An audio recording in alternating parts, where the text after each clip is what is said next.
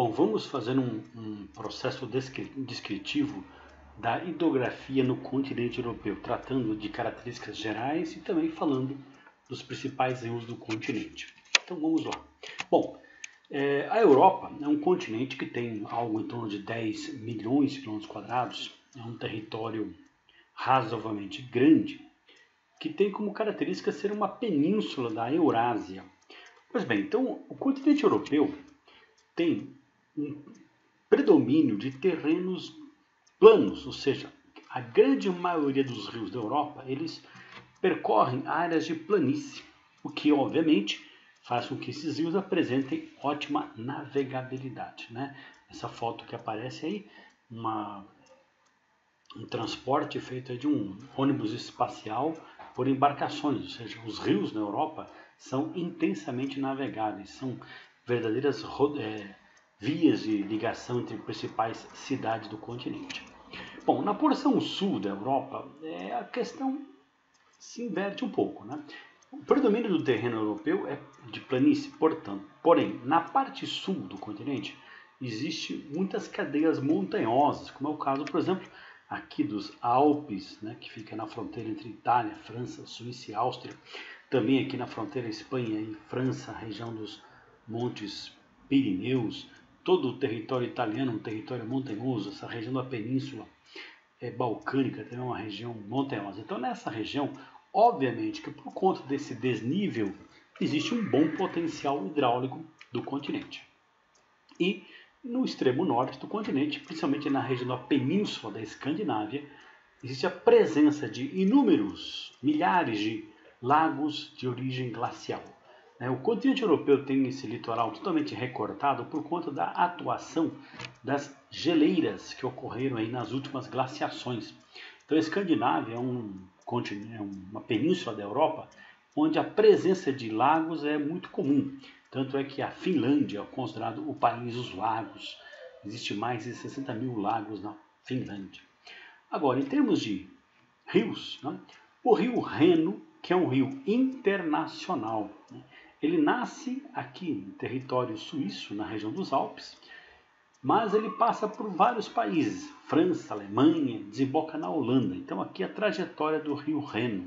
O rio Reno, ele nasce na região dos Alpes, no Lago Constança, tem uma extensão de pouco mais de 1.300 quilômetros, serve de fronteira entre França e Alemanha, na porção sul da Alemanha, entra em território alemão, por isso que ele é muito identificado como sendo um rio alemão, mas ele é um rio também francês, é um rio suíço e um rio holandês, porque ele desemboca junto ao porto de Rotterdam, que é o maior porto de movimentação do continente europeu.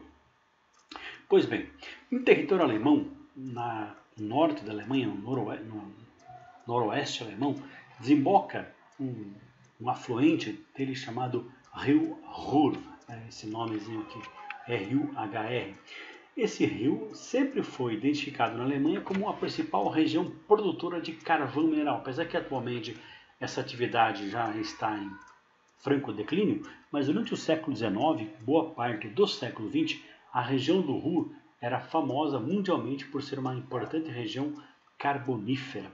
Então são as principais características aí do rio Reno, que é um rio intensamente navegado.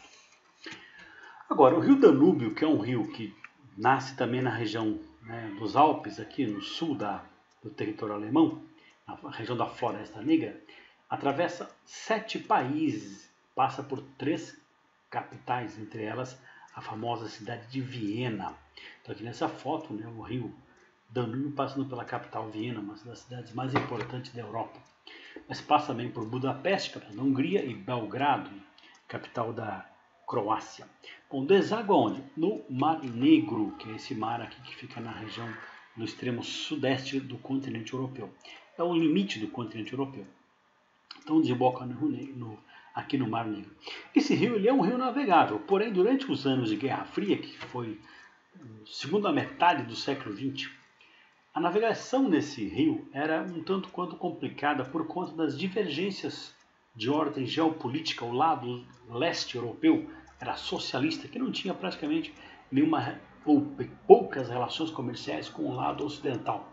Somente quando acaba a Guerra Fria, é que você tem uma retomada das atividades de navegação entre a Europa Ocidental, ou pelo menos a região central, né, da Europa, onde está a Áustria, a Alemanha, com os países do leste europeu, como é o caso da Hungria, também atualmente da Croácia.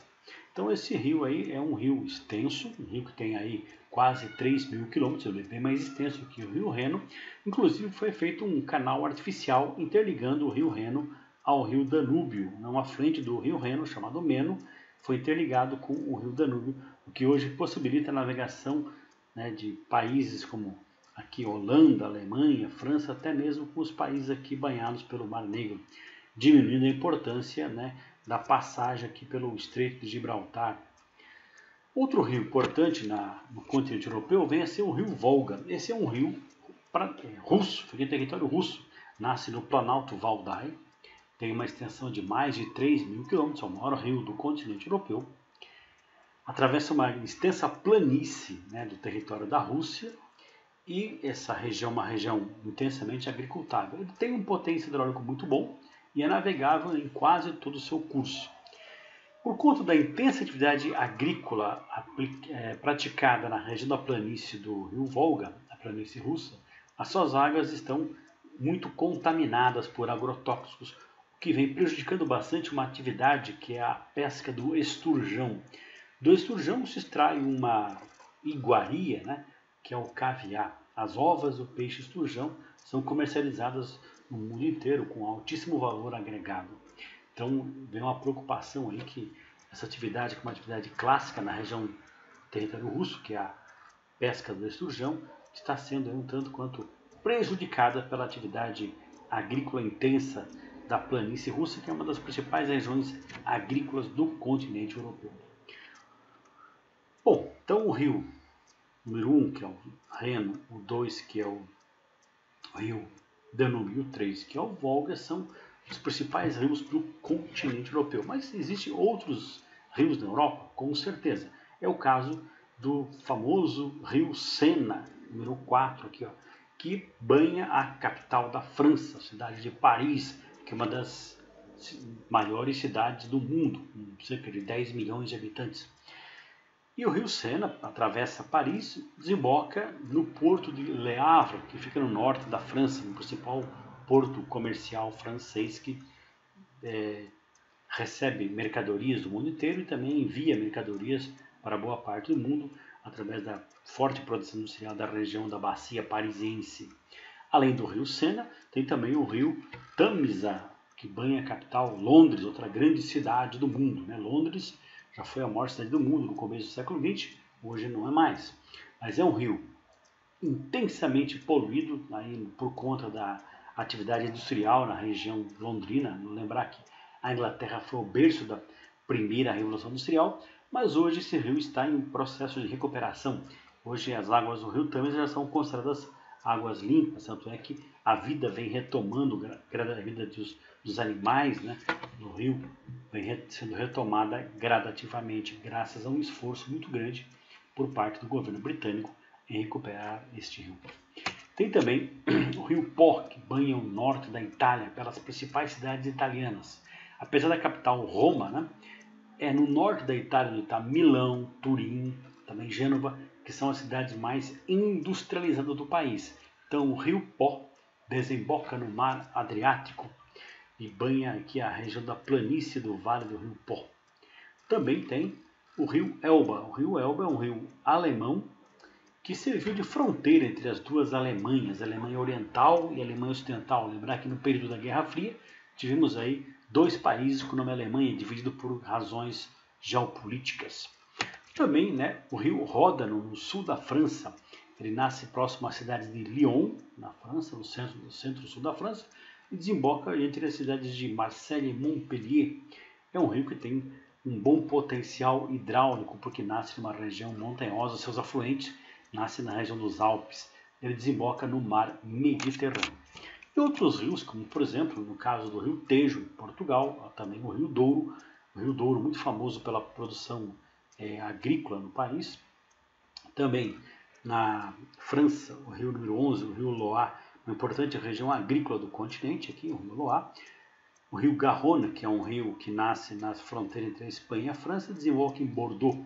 Aqui tem a famosa cidade de Toulouse, onde tem uma importante atividade industrial que depende muito da energia elétrica gerada pelas águas do rio Garonne, que tem a principal fábrica de aviões do continente europeu. O rio Vístula, na Polônia, o Dnieper, que fica na Ucrânia, e o Tibre, que banha a capital italiana, a cidade de Roma. Então, no continente europeu, tem todos esses rios. Tem muito mais do que isso, tem centenas, milhares de rios.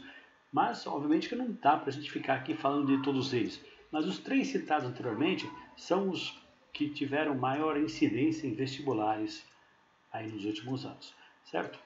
Bom, então sobre a Europa seria essa caracterização hidrográfica, ok? Um abraço, até mais, tchau, tchau.